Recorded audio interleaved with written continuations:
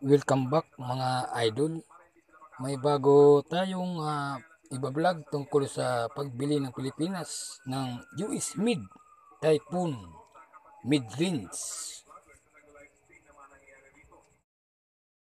Pero bago yan mga idol, pwedeng pakiclick na muna ng subscribe para lagi kang updated at bilang suporta na rin sa ating YouTube channel. Pero mga idol, ang bansang China ay tutol rito. Kamakailan ay nagkaroon din ng panibagong pag-arang ang mga Chinese Coast Guard sa mga Filipino fishermen sa Escudo Sul o Sabina Sul.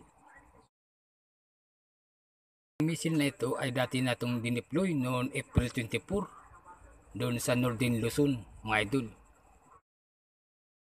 Pa kay Secretary Defense Teodoro na we believe that the Philippines is not specifically aimed the Typhoon MRC missile system only, but could also be looking at other countries that could potentially supply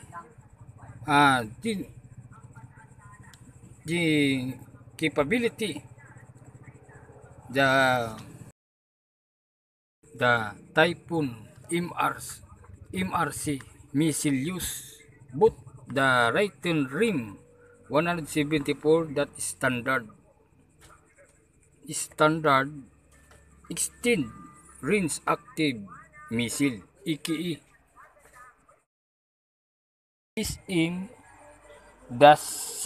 with as a range of around 400 kilometers and the long range Raytheon Tomahawk land attack cruise missile with as a range of around 1,600 kilometers.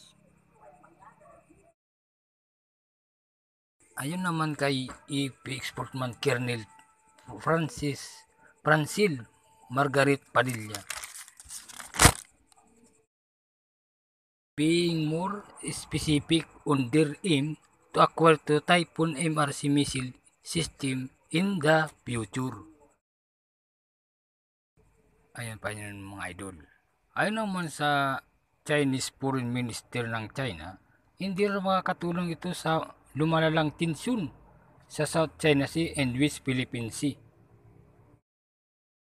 Natin mga idol, takot dito ang China kasi kaya silang abutin dito.